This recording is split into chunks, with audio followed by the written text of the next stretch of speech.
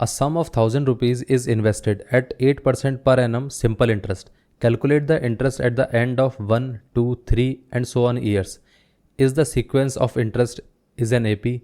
Find the interest at the end of 30 years. Basically हमारे पास यहाँ पर सबसे पहली चीज़ क्या कही गई है कि हमारे पास जो प्रिंसिपल अमाउंट है वो कितना दे रखा है, वो है 1000 रुपीज़ का। और उसने कहा है कि इसको हमने इन्वेस्ट किया कितने इंटरेस्ट पे, 8% पर एनम पे। इतना क्लियर है। अब देखिए, अगर हम इसमें सिंपल इंटरेस्ट की वैल्यू निकालें तो वो कितना आती है, तो वो आ जाएगा 8% ऑफ 1000। वो कितना आ जाएगा, 8/100 इंटू 1000।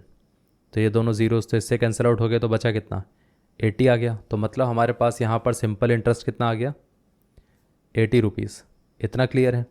अब देखिए, अगर हम यहाँ से देखें तो 1 साल के बाद सिंपल इंटरेस्ट कितना आएगा, मतलब आफ्टर 1 ईयर सिंपल इंटरेस्ट कितना आएगा, तो आफ्टर 1 ईयर कितना आएगा, 80 रुपीज़। अगर कोई हमसे पूछे कि आफ्टर 2 ईयर्स वो कितना आएगा, तो वो आ जाएगा 160, क्योंकि पहले साल का 80 फिर दूसरे साल का 80, तो 2 साल का टोटल कितना आ गया, 2 ईयर्स का कितना आ गया, 160।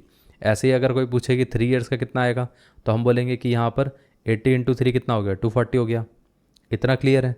इस हिसाब से अगर हम देखें तो सिंपल इंटरेस्ट का अगर हम पूरा एक सीरीज़ बना के देखें तो पहले ईयर के एंड होने के बाद 80 आता है, दूसरे के बाद 160, तीसरा 240 एंड सो ऑन। अब इसमें पता है क्या है कि यहाँ पर एक कन्फ्यूजन क्रिएट हो जाता है कि कई लोग ये कहते हैं कि अच्छा, अगर ये हमारे पास 2 ईयर्स का 160 आ रहा है तो क्या ये सेपरेट है और ये सेपरेट है क्या? ऐसा नहीं है।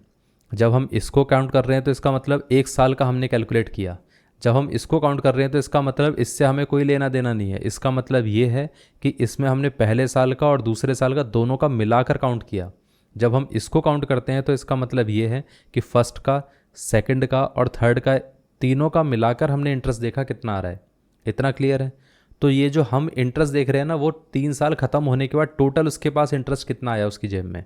इतना क्लियर है। इस तरीके से हम कैलकुलेशन कर रहे हैं। अब देखिए, उसने क्या कहा था कि क्या ये सीरीज़ बन सकती है। अगर हम देखें तो इसका फर्स्ट टर्म कितना आता है, 80 आता है। अगर हम इन दोनों के बीच का गैप देखें तो कॉमन डिफरेंस कितना आता है, 80 आता है।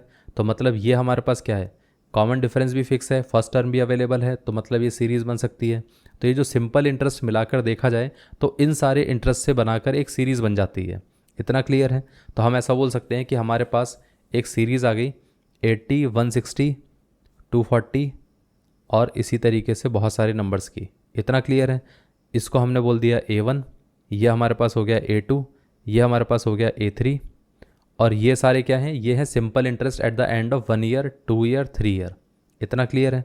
अब इसी तरीके से nth टर्म की हम बात करते हैं कि हमने क्या करा कि nth टर्म के हिसाब से अगर हम देखें तो कुछ ना कुछ वैल्यू आएगी। बट उसने क्या कहा था, उसने कहा आप एक काम करो, 30 ईयर्स के बाद बताओ कितना आएगा। अब देखिए, अब हम यहाँ से अगर देखें तो A30 कितना आएगा, A30 आ जाएगा हमारे पास, यह आ जाएगा A plus n-1 into D. तो ये कितना आ गया, 80 प्लस n की वैल्यू कितनी है, n हमारे पास था 30 माइनस 1 इंटू डी कितना दे रखा है, 80। अब अगर हम इसको देखें तो 80 प्लस 80 इंटू 30 कितना आ गया, ये आ जाएगा 8324 और ये 2400। इतना क्लियर है। और साथ में माइनस का 80, ये दोनों कैंसिल आउट हो जाएंगे तो बचेगा कितना, 2400। ये है 30 का। इतना क्लियर है। अब क्या होता है कि कई लोग ये पूछते हैं कि यहाँ पर हमारे पास तो सम करना चाहिए था हमें, क्योंकि सारे इंटरेस्ट को ऐड करेंगे तो टोटल उसके पास 30 साल का इंटरेस्ट आएगा। यही गलती है। देखिए, जब हमने ये फर्स्ट वाला निकाला था टर्म, तो ये क्या था, 1 साल के बाद का था। 1 साल के अंदर अंदर उसने इतना पैसा कमा लिया इंटरेस्ट में। जब हम ये वाला निकाल रहे हैं तो इसका मतलब पता है क्या है कि उसने पहले साल का और दूसरे साल का मिलाकर टोटल इतना कमा लिया। तो ये पहले साल का तो इसमें इंक्लूड हो गया। तो हम जब भी किसी टर्म की बात करते हैं तो उसके अंदर पहले वाला सारा पार्ट इंक्लूड हो चुका था। ये 1 साल का था, ये दोनों साल का मिलाकर था, ये तीनों साल का मिलाकर था। इतना क्लियर है। ऐसे ही जब हम इस वाले की बात करते हैं तो ये पूरे के पूरे 30 साल मिलाकर जो उसने कमाया वो सारा है। इतना क्लियर है। ये पार्ट क्लियर हो गया। तो उसका टोटल इंटरेस्ट कितना आएगा, तो टोटल इंटरेस्ट कितना आएगा, टोटल इंटरेस्ट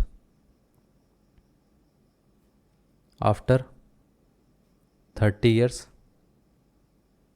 कितना आ जाएगा, वो आ जाएगा ₹2400। ये है।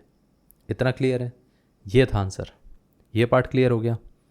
अब कई लोग सोचेंगे कि फिर हम इस तरीके से क्यों लिख रहे हैं। देखिए, अगर आप ऐसा लिखना चाहते हो कि हर एक साल का सेपरेट लिखना चाहते हो तो पहले साल का कितना हो गया 80 हो गया, दूसरे साल का कितना हो गया 80 हो गया, तीसरे साल का कितना हो गया 80 हो गया। इस तरीके से आप लिखते तो ये सीरीज़ नहीं बनती।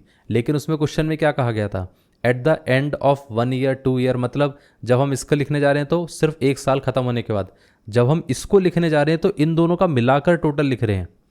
जब हम इसको लिख रहे हैं तो इन तीनों का मिलाकर हम लिख रहे हैं, मतलब 3 साल खत्म होने के बाद टोटल कितना आया, सिर्फ उस तीसरे साल का नहीं लिख रहे हैं। ये है 3rd ईयर का, और ये क्या है, ये टोटल 3 ईयर्स का है, टोटल 3 ईयर्स का। इन दोनों बातों में फ़र्क है, इतना क्लियर है।